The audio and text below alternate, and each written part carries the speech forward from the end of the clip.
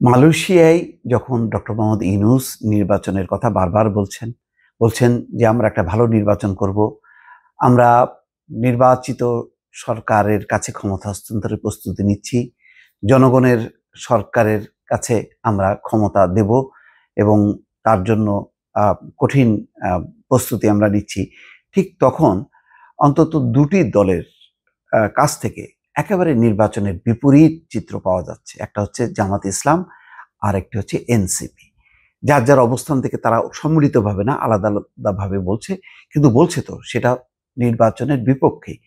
তারা একবার বলছে যে নির্বাচন হতে দেওয়া যাবে না ফেব্রুয়ারিতে, সেটা এনসিপি বলছে।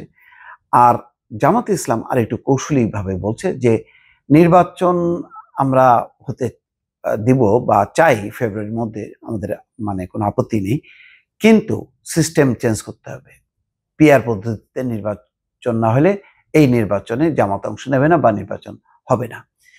গোলাম পারওয়ার, তিনি সেক্রেটারি জেনারেল, বলছেন যে বিদ্যমান ব্যবস্থায় নির্বাচন হলে নতুন ফ্যাসিবাদের জন্ম হতে পারে। যেটা আমার মানে ক্ষুদ্র মস্তিষ্কে বুঝি, বিদ্যমান ব্যবস্থায় নির্বাচন হলে মানে সে যদি বিএনপি ক্ষমতায় আসে তাহলে ফ্যাসিবাদের জন্ম হবে কেন? যেহেতু আওয়ামী লীগ ফ্যাসিবাদী শাসন কায়েম করছে, সুতরাং তাই হবে। আচ্ছা, আমি একটা প্রশ্ন করি, বিদ্যমান ব্যবস্থায় নির্বাচন সুষ্ঠু, অবাধ, নিরপেক্ষ নির্বাচন কি হবে না? বিদ্যমান ব্যবস্থায় মানে কি? আগের যে ব্যবস্থা, শেখ হাসিনার যে ব্যবস্থা ছিল সেটা তো দলীয় সরকার। ওই ব্যবস্থা তো পরিবর্তন হবে। দলীয় সরকার তো আর এখন নেই। একটা হবে অন্তর্বর্তী তত্ত্বাবধায়ক সরকার হবে, তত্ত্বাবধায়ক সরকার। আর এখন অন্তর্বর্তী সরকার। তো ওই যে অস্থায়ী সরকার, যেমন বিচারপতি শাহাবুদ্দিনের নেতৃত্বে যে সরকার, তার অধীনে নির্বাচন হয়েছে ফেয়ার 91, তখন তো তত্ত্বাবধায়ক সরকার হয়নি। তো এখন ডক্টর মোহাম্মদ ইউনূসের নেতৃত্বে সরকারের অধীনে নির্বাচনটা হবে। তো সেই নির্বাচন নিয়ে কি কোনো মানে এই সরকারের নিরপেক্ষতা নিয়ে প্রশ্ন আছে? প্রশ্ন তো সে বিএনপির মধ্যে ছিল, তো তারা তো এখন সেটা উচ্চারণ করে না যে এনসিপি কেন আছে, এই সরকারের অধীনে নির্বাচন কেমনে হবে, যেখানে সরকারের মধ্যে দুজন এনসিপির মানে নেতা বসে আছেন। তো সেটা বিএনপি তো সেই কথা বলছে না, বরং তারা বলছে যে উপদেষ্টাদের উপর তাদের আস্থার কোনো ঘাটতি নেই, তাদের নিরপেক্ষতা নিয়ে, তাদের সততা নিয়ে, যেটা আব্দুস সাত্তার, এবিএম আব্দুস সাত্তার বেকা দেয় ফেলছে বিএনপিকে। তখন তাড়াতাড়ি মির্জা ফখরুল ইসলাম আলমগীর বলছে যে না, এটা এবিএম সাত্তারের বক্তব্য, এটা আমাদের বক্তব্য না।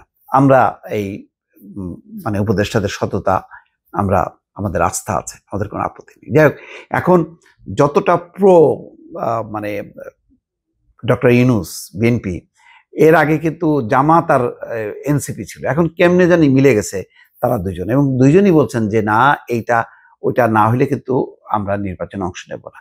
গোলাম পরওয়ার বলতেছেন, আচ্ছা যেটা আমি একটু বলি, তো বিদ্যমান ব্যবস্থায় তো থাকছেন, অর্থাৎ দলীয় সরকার তো না, এখন ইন্টারিম গভর্নমেন্টের আওতায়।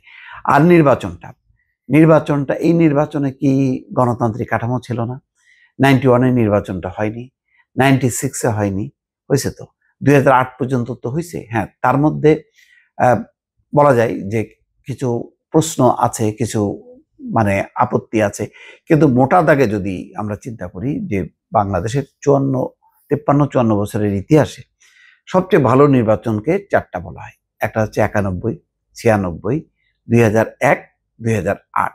এই তো তো তাহলে তখন তো একটা গণতান্ত্রিক কাঠামোর মধ্যে ছিল দেশ। তো তাহলে ফ্যাসিবাদ কিভাবে আসবে? ফ্যাসিবাদ তত হলেও দলীয় সরকারের অধীনে নির্বাচন দিয়ে, যখন কি ক্ষমতা আঁকড়ায় থাকলো শেখ হাসিনা। তো সেটা কি এখন সুযোগ আছে? সুযোগ তো নেই।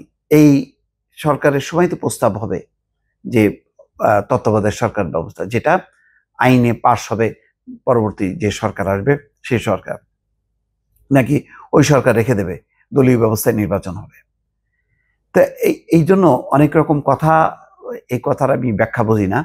নির্বাচনের সময় ঘোষণাকে ইতিবাচক বলা হলেও প্রয়োজনীয় সংস্কার ছাড়া নির্বাচন হলে তা জনগণের সঙ্গে প্রতারণা করা হবে। প্রয়োজনীয় সংস্কারের জন্য প্রস্তাবগুলো তো আসছে, সব দল একমত হচ্ছে, সেগুলি তো একদম ছাপানো আকারে করা হবে। সেটা বাস্তবায়নের ব্যাপারটা বিএনপি বলছে যে নির্বাচিত পার্লামেন্ট এটা হলো বাস্তবায়ন করবে, নতুবা এখন যদি ইন্টারিম গভর্নমেন্টের সময় মানে এটা বাস্তবায়ন, এটা নিয়ে অনেক রকম প্রশ্ন হবে, আইনগত বিষয় থাকবে, পরবর্তী পার্লামেন্টে সেটা বাতিলও করে দিতে পারে। সুতরাং নেক্সট গভর্নমেন্ট এটা ইমপ্লিমেন্ট করবে। সেখানে এই যে বিভাজনটা, এই বিভাজনটার ফলে যেটা হচ্ছে যে নির্বাচন নিয়ে কিন্তু মানুষের মধ্যে একটা অনিশ্চয়তা দেখা দিচ্ছে, যে মানে জামাতের মতন দল যখন কি বলে যে কি বলছে যে নির্দলীয় সরকারের অধীনে জুলাই সনদের আইনি ভিত্তি প্রতিষ্ঠা করে সেই আলোকে জাতীয় নির্বাচন আয়োজনের আহ্বান জানানো হবে। এখন কিভাবে হবে এই জুলাই সনদের আইনগত ভিত্তিটা, কিভাবে হবে? এই এনসিপিও বলছে আমরা জুলাই ঘোষণায় ছাড় দিয়েছি, কিন্তু সনদে আমরা ছাড় দেব না। সেই সনদটা কি হবে? সেই সনদের মানে ব্যাপারটা কি গণভোট হবে? নির্বাচন মানে জাতীয় নির্বাচনের আগে কি এমন কোনো ভোট হবে যেই ভোটের মধ্য দিয়ে এটার একটা আইনগত ভিত্তি দেওয়া হবে? অনেক জটিলতা, অনেক প্রশ্ন, সেইগুলো আসলে মীমাংসা হওয়া জরুরি। দর্শক ভালো থাকবেন, আল্লাহ হাফেজ।